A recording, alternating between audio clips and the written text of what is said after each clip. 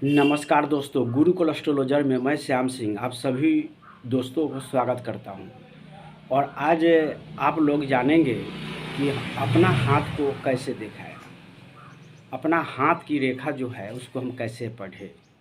तो दोस्तों, ज्योतिष विज्ञान है, ज्योतिष एक शास्त्र है और ज्योतिष एक विद्या है। तो आप समझ सकते हैं कि जब यह शास्त्र है तो यह शस्त्र की तरह प्रयोग होगा, विद्या है तो इसको अध्ययन करना होगा।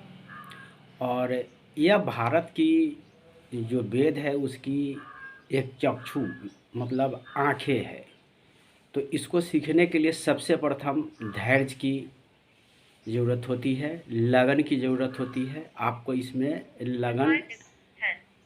लगना चाहिए। जैसे कहते हैं ना कि लगन लगी जी लगन लगी, है ना। तो लगन लगता है तो शादी होता है, लगन लगता है तो पढ़ाई होता है, लगन होता है तो कमाई होता है। ठीक उसी प्रकार से लगन होनी चाहिए इसमें, तब आप लोग सीख सकते हैं। तो सबसे प्रथम कैसे सीखेंगे, ये हाथ को पकड़ेंगे। यह हाथ जो हुआ उसको टच करेंगे किसी व्यक्ति के हाथ को, तो कैसा अनुभव करते हैं कि हाथ जो होता है हार्ड होता है और सॉफ्ट होता है।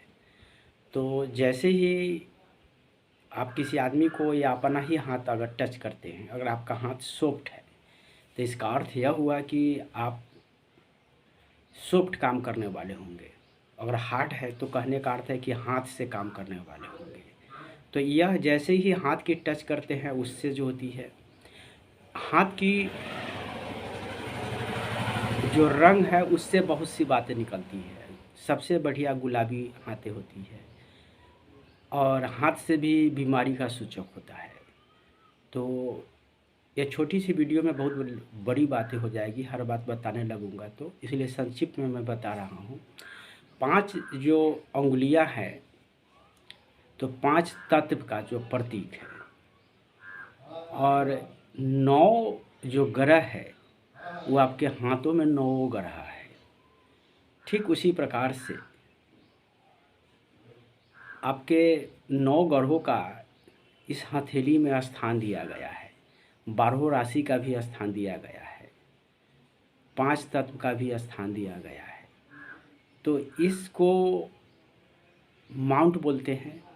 उस माउंट को देखते हैं, फिर उससे पता चलता है कि यह जो उंगली जो होती है 5 उंगली है, तो अंगूठा से घिरे हुए भाग को शुक्र का बोलते हैं, तो वह शुक्र का उंगली हुआ।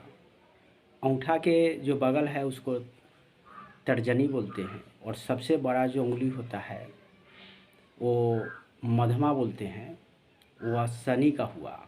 उसके बाजू वाला जो होगा वह शुक्र का होगा, उसको रिंग फिंगर बोलते हैं, हिंदी में अनामिका बोलते हैं।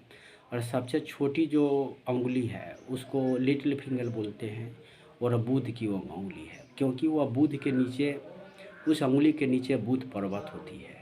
तो जो उंगली है उसी के नीचे उसकी पर्वत को माना जाता है।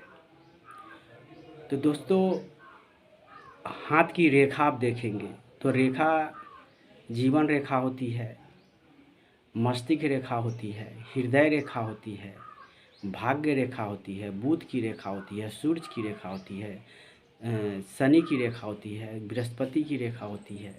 तो यह रेखा होता है, उस पर्वत पर वह चिन्ह होते हैं।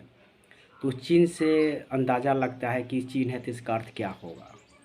तो यह एक जटिल विद्या है, लेकिन समझने से आप समझ लेंगे। जैसे एक साइकिल को जब खोलेंगे तो उसको विभिन्न पार्ट पुर्जे हो जाते हैं, लेकिन जैसे उसको मिस्त्री उसको कसते हैं तो एक साइकिल बन जाता है। ठीक उसी प्रकार से हाथ की तमाम चीज़ों को देखने के बाद यह हस्तरेखा विशेषज्ञ आप बन सकते हैं।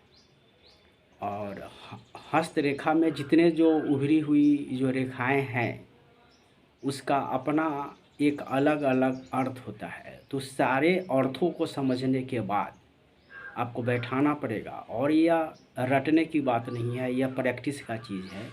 जैसे आप अपना हाथ देखिए, आप अपने परिवार के लोगों का हाथ देखिए, आप अपने पड़ोसी का हाथ को देखिए, आप अपने रिश्तेदार के हाथ को देखिए, और आप जहाँ जाएं वहाँ कम से कम दिन भर में 5 व्यक्तियों का हाथ देखें। और उसमें क्या खासियत हुआ वह चीज़ों को आप नोट करें। एक डायरी बना लें, उसमें एक नोट करें और नोट में उसको लिखें। जैसे कि आपको लिखना होगा, रेखा की बात करेंगे तो जीवन रेखा कहाँ से शुरुआत हुई, कहाँ पे उसका अंत हुआ, और शुरू में वह कैसा है और अंत में वो कैसा है।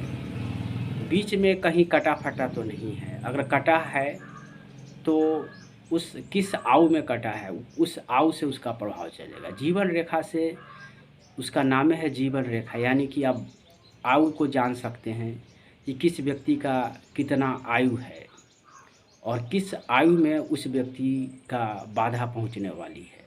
तो निश्चित रूप से यह तमाम चीज़ों को आप हाथों को अपने से ही शुरुआत करें। सबसे प्रथम कोई एक अच्छे राइटर का बुक खरीद लें और उस बुक को सहारे भी लें। और हस्तरेखा सीखने के लिए आपको तमाम राइटर की जो पुस्तकें हैं वो आपको पढ़नी होगी, समझनी होगी। और सबसे ज़्यादा प्रैक्टिस मेक परफेक्ट जो कहावत है अंग्रेजी में, उसको चरितार्थ करना होगा। यानी कि प्रत्येक दिन 5 व्यक्तियों को, नए व्यक्तियों को हाथ को देखना होगा। और यह स्टार्ट आप अपने आप से करेंगे।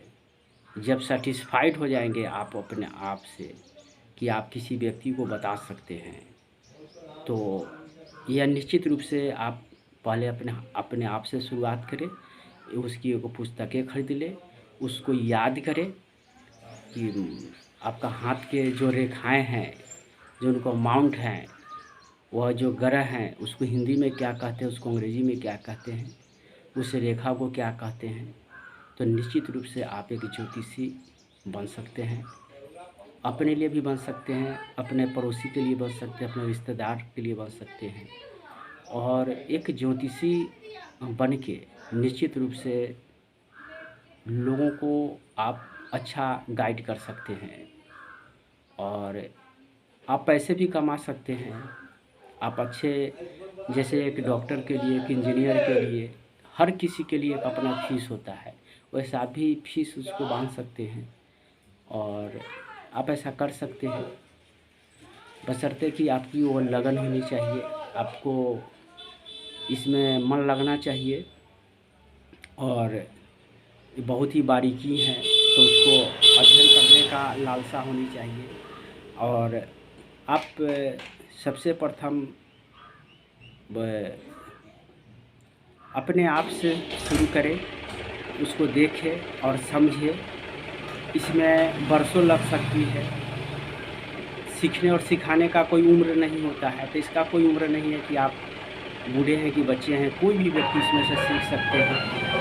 तो दोस्तों, अगर आप ऐसा करते हैं तो मेरी शुभकामनाएं आपके साथ है और आप एक ज्योतिष बने, मेरी यही दिली तमन्ना होगी। मेरी शुभकामनाएं आपके साथ है। फिर भी अगर आपको मेरी ज़रूरत हो तो मेरा मोबाइल नंबर है 9973319271। इस पर आप कॉल करें और मुझसे जो भी आपको मदद चाहिए वो मदद ले सकते हैं। तो दोस्तों, फिर मिलते हैं एक नई वीडियो में नए टॉपिक के साथ। तब तक के लिए विदा।